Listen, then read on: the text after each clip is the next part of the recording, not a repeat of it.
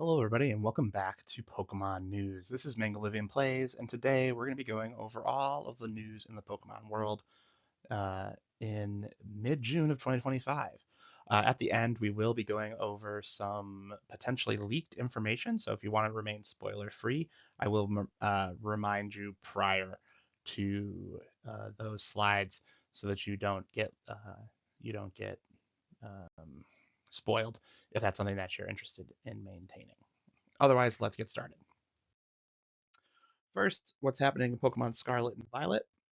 Wolf Glix Incineroar from last year's NAIC is available until the 20th of June. So you have a couple more days left to get this Incineroar. The code is NAIC25 Con Perish. Um, that code right there, I will also have in the description of the video, so you can just copy and paste it. The Incineroar is fully EV trained and has Wolf's move set on it, so uh, ready to go. The next Mightiest Mark raid was also announced, which will feature Baxcalibur. The last one that was part of this pseudo-legendary raid set was Garchomp, so it seems they've gone 1, 2, 3, 4. Now they're skipping all the way to Gen 9. Maybe they'll go backwards from 9 or something. But for the next 2 weekends, Baxcalibur will be available. It's going to be an Ice type, and it could have either Ice Body or Thermal Exchange. Ice Body is the one that we're hoping we get, or at least I'm hoping, because Thermal Exchange is going to give us less options to hit Baxcalibur with. Here's a preliminary build for Baxcalibur, not knowing exactly what it's bringing to the table. Iron Hands with the Fighting Terra type, Quark Drive, and Scope Lens to increase your critical hit chances. You're going to want to make sure it's adamant with uh, EVs in hit points and defense. And then we want Iron Defense to raise our own defense, Swords Dance to raise our attack. Focus Energy is going to increase our critical hit ratio, and then Drain Punch will allow us to heal um, and deal damage. So this is a potential Pokemon that we could utilize. Fighting type is most likely going to be the best Terra for this, regardless of what ability it has. Moving on, let's talk about Pokemon Go, as we are on the eve of Go Fest. So there's a lot going on in the game currently. First of all, some new Max Pokemon are joining us before Go Fest.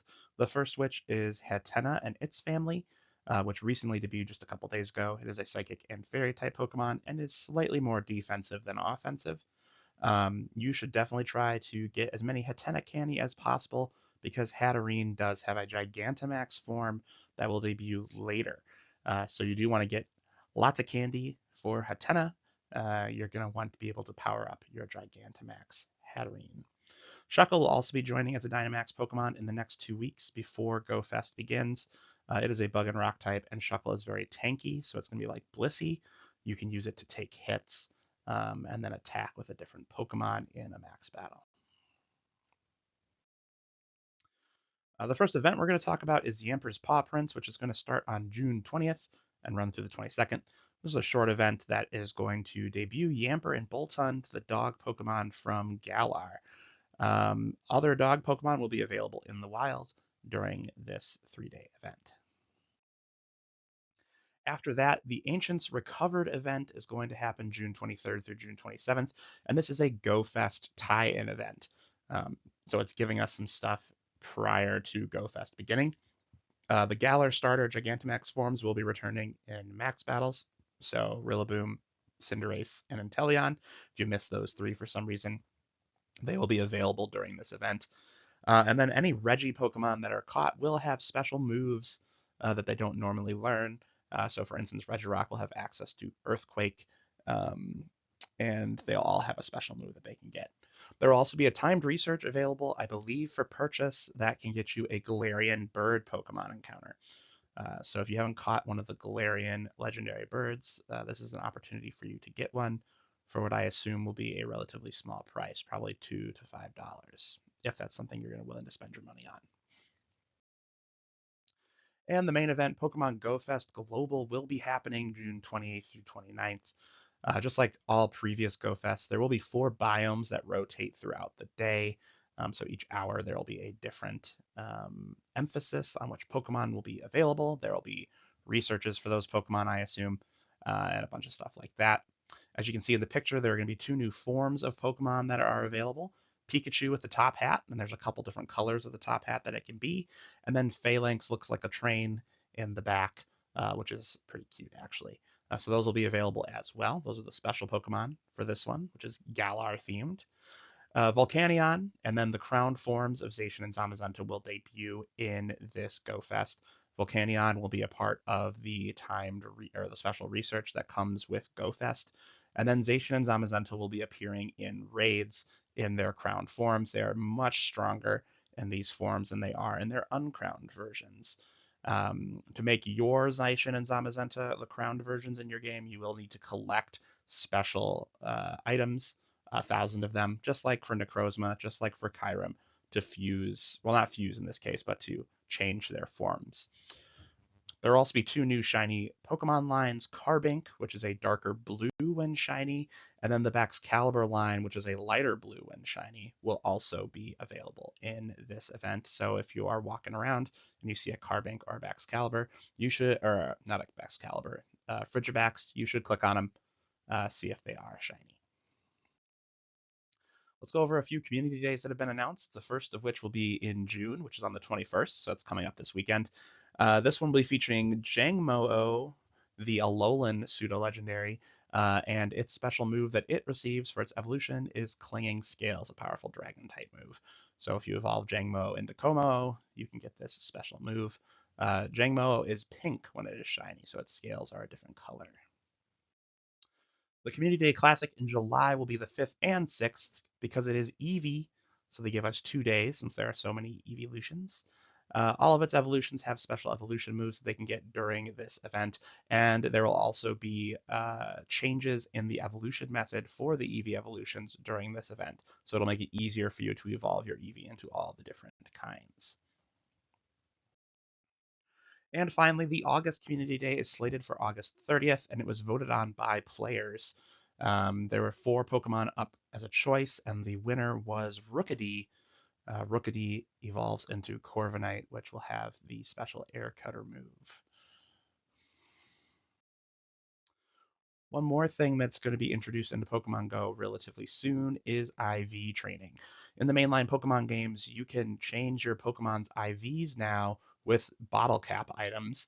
The golden bottle cap item will be introduced into Pokemon Go, and that'll be able to change your Pokemon's IV values. So when your team leader evaluates a Pokemon, you can boost those bars up higher.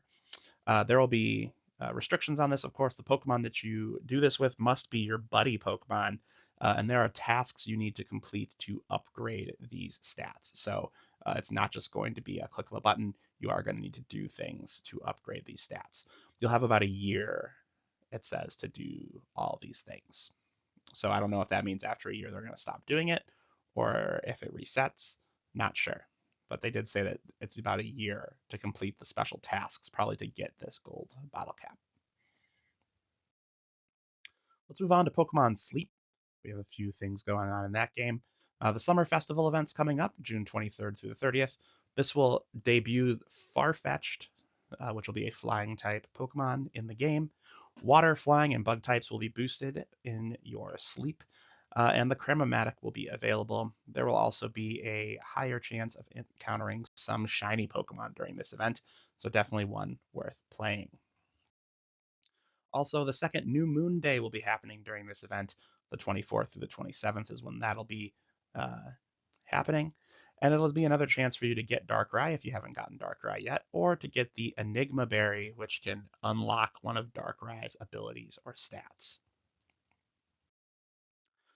Let's move on to the Pokemon TCG, where we can talk about the brand new special set that's coming out. This set is Pokemon Black Bolt and White Flare, and it is Unova centric. And they're going to release in the middle of July.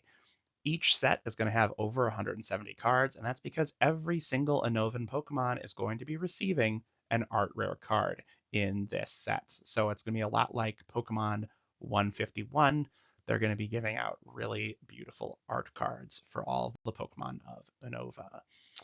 Um, Unfortunately, the cards that are now available for pre-release are incredibly expensive. I was looking online trying to get a pre-release for any of it actually, and Elite Trainer boxes were priced well over $100.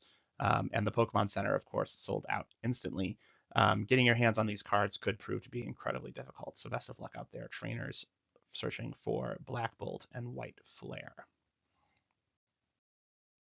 Let's move on to the other less expensive Pokemon trading card game, Pokemon Pocket. Pokemon Pocket has one more extra dimensional crisis event happening, which will be from the 23rd to the 29th. This is the Mass Outbreak Wonder Pick event, and it is going to feature Ultra Beasts again, obviously.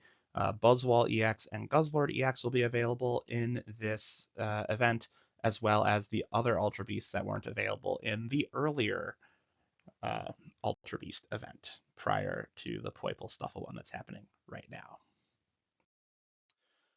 Also, just today, they announced the next set of Pokemon cards for TCG Pocket.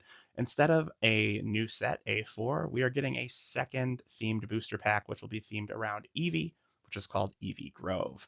Um, they did reveal several of the Pokemon cards that will be available in this set. I'll go over a couple of them here really quickly. EVEX will be able to evolve into any of the evolutions, regardless of if it's being an EX or not, which is a very powerful ability. Um, Flareon EX has an attack that makes you discard fire energy, but then you're allowed to attach fire energy from your discard pile. However, you take damage whenever you do that. Sylveon, when you evolve this card, so you put Sylveon EX on top of an Eevee, you get to draw 2 cards, which is a pretty cool ability. They also have the new supporter Penny, which is from the Scarlet and Violet games. Penny lets you use an opponent's supporter card as your own, so you get to look through their deck, pick a supporter card, or well, they give you a supporter card, and then you're going to use that card instead of Penny. And then EV Bag is a new item card that lets you do one of two things. You can either increase the amount of damage EV evolutions do 1 turn, or you can heal 20 damage from all of your EV evolutions. So a pretty interesting card, obviously there to support your EV centered decks. Let's move on to Pokemon Masters EX, where a few things are happening in this game. There are some current new sync pairs available, at least until July. That includes Larian Flamigo, Clive, and Amoonguss, Samson Oak, and Alolan Exeggutor, as well as the Neo Champions, which are still available into July, I think July 9th, which are Elio and Celine from Alola, and they have Duskmane Necrozma and Dawnwings Necrozma. They're very powerful, definitely worth searching after. The event that introduced Larry and Clive is called Trouble at the Alolan Fair. You're going to help them uncover trouble at this event happening on Pazeo. Apparently, there are students running around doing bad things, and so Director Clavel is going to go undercover as Clive to root out the problem. And that's going to run until June 30th. And then a new event just started yesterday, which Samson presents Delightful Missions. You fight Samson, you get these tickets, and then you can use those tickets for a chance to get Alolan Exeggutor and Samson Oak. There's about a 2% chance that you get Samson Oak, which is higher than normal. So good luck. Some quick news about Pokemon Unite. Latias and Latios are going to be joining Pokemon Unite in July, and this is to celebrate the 4th anniversary of the game. The details of these Pokemon are not yet available, but based on generally how Latios and Latias are presented in the games, we can assume Latios is going to be more attack focused, whereas Latias will be more support focused. That's generally how they are utilized in Pokemon media. So we'll see how that goes, but they will be coming in July to celebrate the 4th anniversary of the game. All right, now's the point where if you do not want to be spoiled, there will be some uh, non-spoiler free information about leaks that are happening about ZA and the next generation of Pokemon games. If you don't want to know any of these things, now is the time to click off the video. Thanks so much for watching. And of course, subscribe to the channel so you can keep up with your Pokemon news. With that, that's probably long enough of a warning. Let's move on. First of all, you might already know this, but Pokemon ZA will be released on both the Switch and the Switch 2, with the Switch 2 version being a much more powerful graphical version of the game. The ZA will be the last Pokemon game to be released on the Nintendo Switch, this is going to be the last one that you can get without having to upgrade your console. Happens every time a new console comes out. Eventually, you're forced to move on.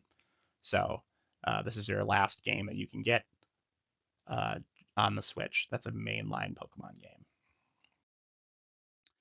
Now, here's that rumors that have been flying around. There are about 24 Pokemon that have been consistently leaked as receiving Mega Evolutions in this new game. Most of these Pokemon are from Generation 6, but also include some newer Pokemon like Drampa and Zeraora, as well as Phalanx. As you can see from the list here, they're spread pretty evenly across generations, except for Generation 3, and that would probably be because Omega Ruby and Alpha Sapphire added in so many Generation 3 Mega Evolutions.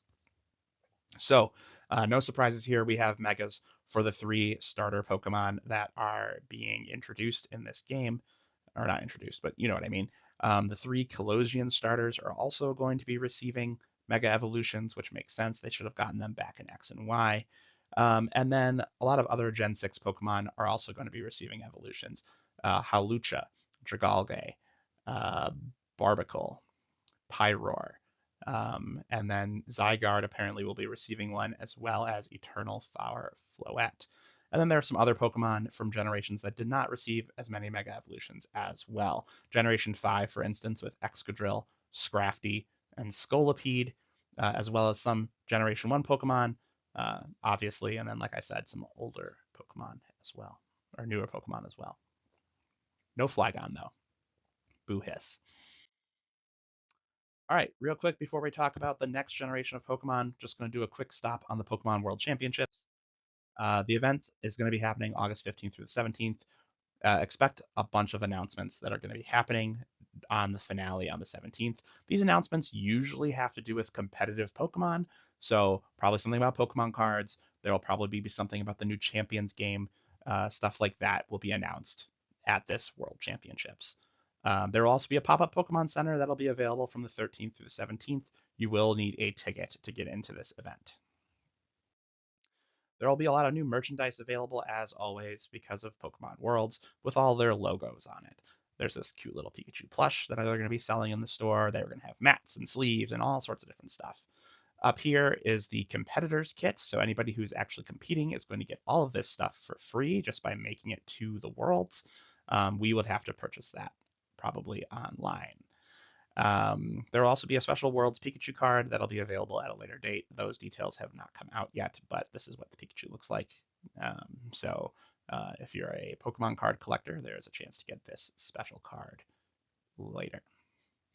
Now, one more thing. Here are the things that are going to be available at the World Championships. In the convention hall, there's going to be a cosplay showcase. There will be a collect and trade corner with a specific area for TCG Pocket this time. A pin trading area, because that's really big at these kind of convention centers. Pokemon panels and TCG artists will be there talking about their art. There will also be special guests and commentators, as well as a merchant area where you can buy all the things I just talked about. Now, let's talk about Generation 10. That is going to be the next mainline generation of Pokemon, and rumors have already begun swirling around these new games that we don't even know exist yet, technically. Let's talk about what we do know. We do know that this will be only a Switch 2 game. It is not going to be released on the Nintendo Switch, which makes sense, right? They're moving on. They have the Switch 2 out now. They're going to be using that system for the next 5 to 6 years, probably. So it's going to be a Gen 2 game or a Switch 2 game. We do know the code name for the game was Gaia, and that's from the Terra leak. That's pretty much all we officially know from that leak. They didn't really have us any more information in there, except for that the code name was that. Here's the rumors then. This might be false. Take this with a grain of salt, but this is what we've been hearing from leakers. The name of the game is most likely going to be called Tides and Gales, so a wind and sea reference. The game will be based on the Greek islands off the Greek mainland. There's tons of islands over there. There are going to be 16 main islands, apparently, with 150 smaller ones, meaning this game is going to be more focused on exploration and traveling around a large open area. So we're going to be traveling from island to island to find Pokemon and trainers and battles. They also said the game will be focusing on unique regional forms, so it seems like there will be um, a lot of regional variants potentially, but also Pokemon that are unique to this region that maybe will have different forms because there are so many different areas in the game, right? So there might be like a fish Pokemon that has multiple colors, or like birds that have different beaks, or something like that along those lines. Some other things that we got in these leaks that have started coming out. The first thing is the starter Pokemon, where we will see a grass type snail Pokemon, a fire type goat Pokemon, and a water type octopus.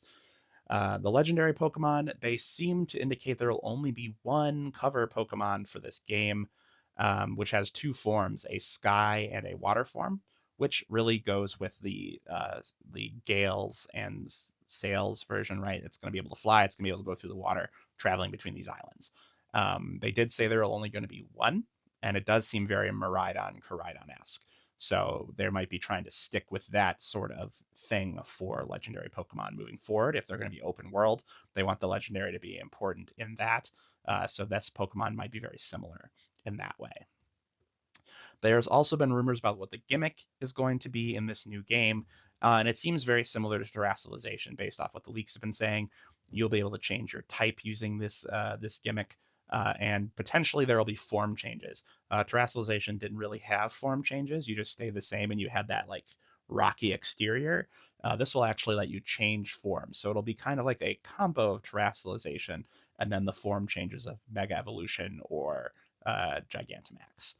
Pokemon apparently are pledging loyalty to guardian Pokemon on the islands, and that's what's giving them the power to transform. So in this game, there might only be one box legendary, but there might be a much broader group of quote unquote trio or quad Pokemon. So in Alola, there were the Tapus. In earlier games, there was the legendary birds and the legendary beasts and all that. There might be more Pokemon that are legendary like that. Um, right? Because remember, there are 16 islands. Each of those main islands might have a guardian Pokemon, and that guardian Pokemon might be of a legendary status. We don't know. And this is all, speculative. So who knows? It could be real, it could not be real. But it's nice to think about, isn't it? Thanks so much for joining us in this episode of Pokemon News. I hope you got all the news you were looking for in the Pokemon world, and we'll be back in July to give you another roundup of what's been happening. Thanks so much for watching, and we'll see you again soon.